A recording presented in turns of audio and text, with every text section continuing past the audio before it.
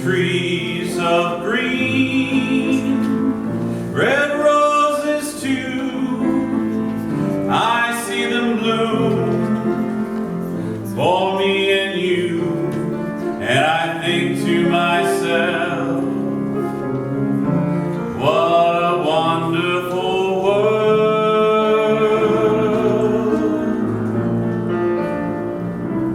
I see skies of clouds of white, the bright blessed day, the dark sacred night, and I think to myself, what a wonderful world.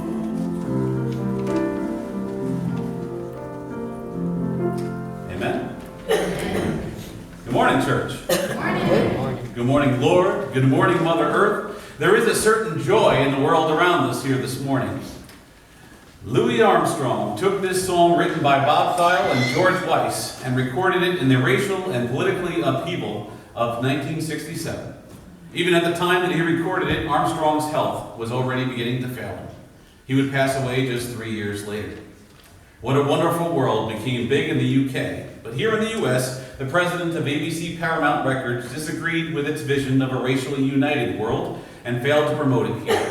For most of us, it wasn't until the film Good Morning Vietnam in 1988, and What a Wonderful World finally got our attention. Even there, the idealistic scenes of the beauty of Vietnam are interrupted by scenes of explosions and sadness. If there's a lesson that we can learn from this seeming contradiction, perhaps it's in the lyrics that Armstrong was sharing with us, that despite all the ways in which our world is not yet ideal, we still have cause to look around. Louis Armstrong saw the trees, the roses, the blooms, and he recognized that they seemed to come alive for all of us. He saw the blue skies and the clouds, and he realized that these too were emissaries of a benevolent world, sent to brighten his days, those blessed days, and his dark sacred nights. The colors of the rainbow live not just in the skies, but in the beauty of people's faces, in their handshakes, and in their deep love for one another. A baby's cry and gradual growth reminded him that generations born today will know more than we ever will. And what's his reaction to all this grandeur? I invite you to sing with me. And I think to myself, what a wonderful world.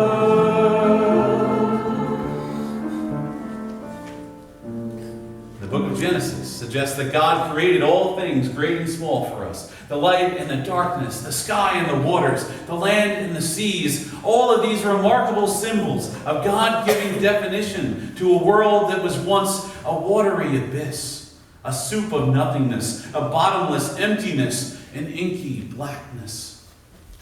And our Creator didn't stop there, no.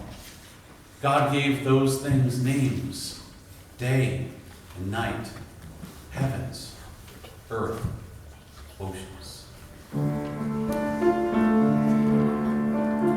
And I think to myself, what a wonderful world. And then God went a step further.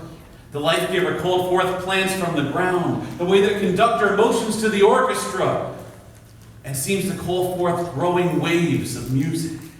In particular, the author of Genesis writes, God called on the plants that bear seeds, the kind that we can eat, like those apples, and that we would eventually learn to spread and to nurture.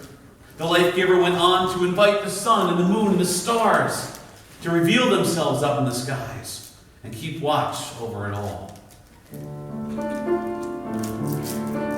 And I think to myself, what a wonderful world.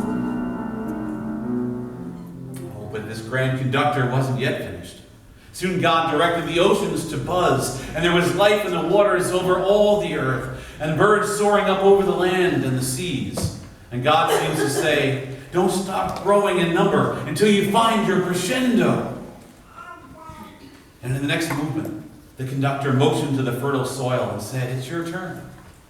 So from the soil erupted once more animals of every kind. Especially, our human author notes, the kind that people would come to domesticate and co-labor with, cattle and such. What would we do without them? They're pieces of who we are. Our fates are tied together. And I think to myself, what a wonderful world.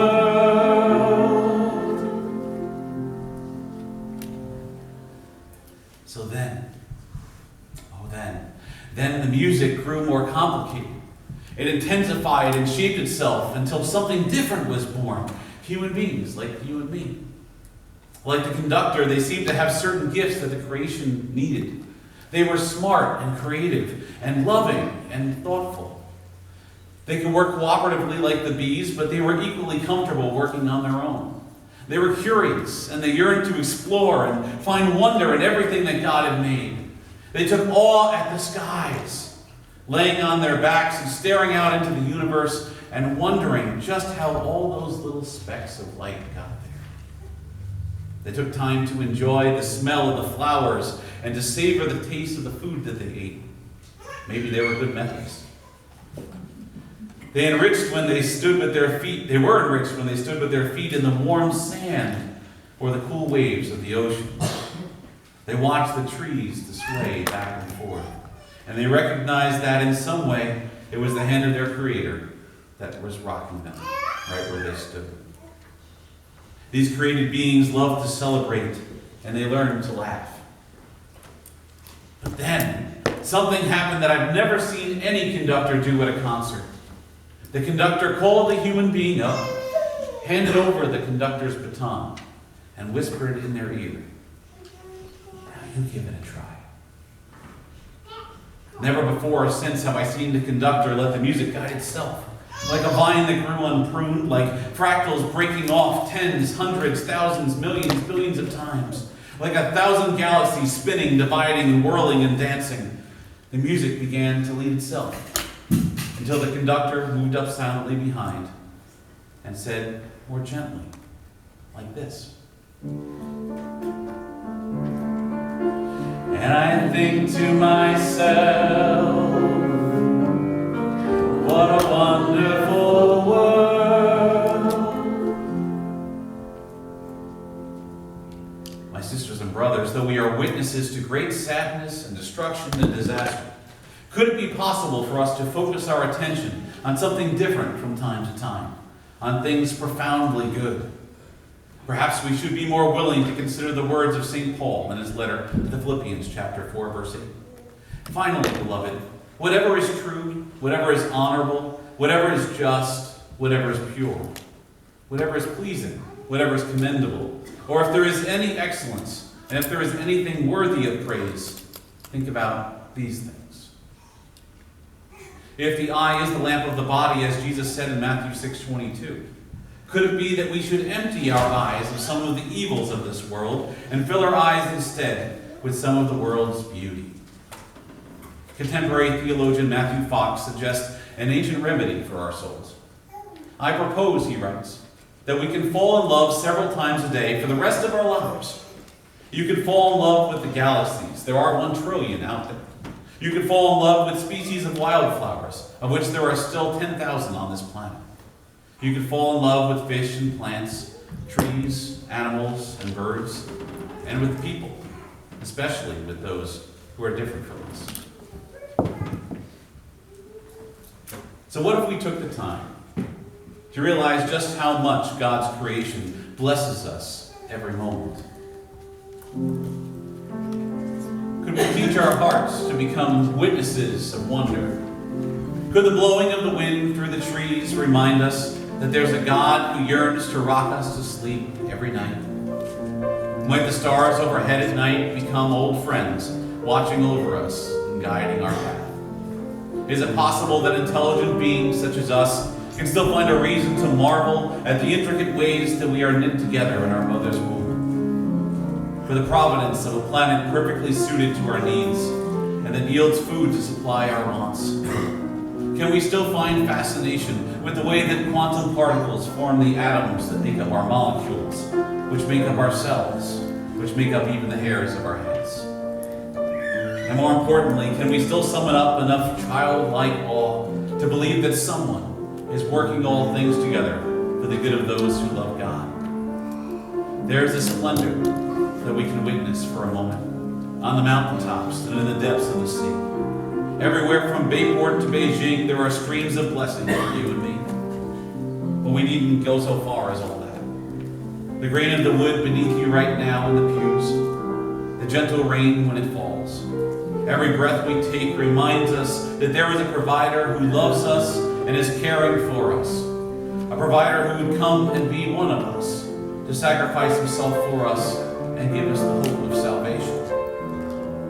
If you become aware of a gentle breeze on your face, that may be a caress from God. If you notice the warmth of your dog or your cat by your side, it may serve to remind you of God's constant companionship too.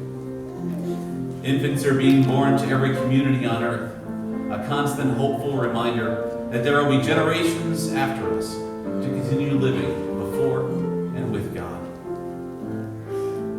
In each and every way, in each and every generation, in each and every moment, God continues to give us the gift. And so I invite you now to remark at the wonderful world that God has blessed us with. Everything from babies' cries to choir songs to remind us of the goodness of our God. On the insert in your bulletin this morning, you'll find what a wonderful world. And I invite you to sing with me.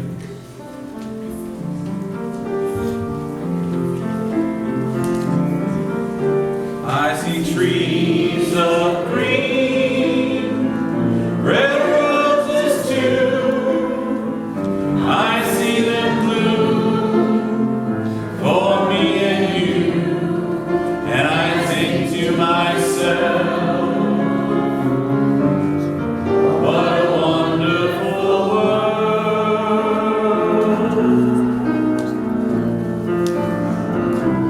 I see skies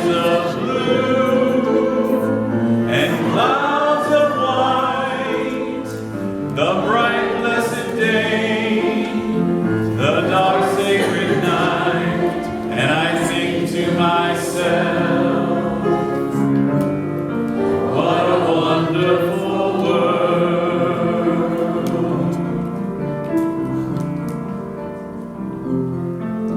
The colors of the rainbow, so pretty in the sky, are also on the faces of people going by.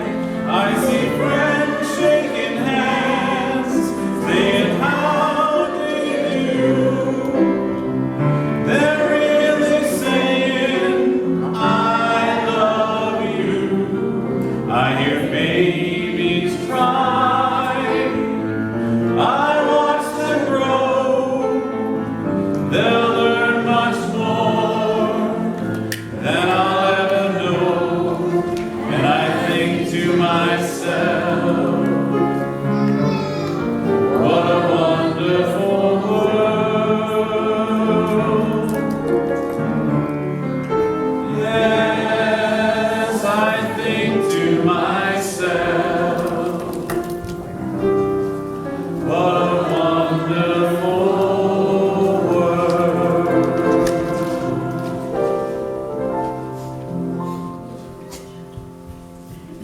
Amen? Amen.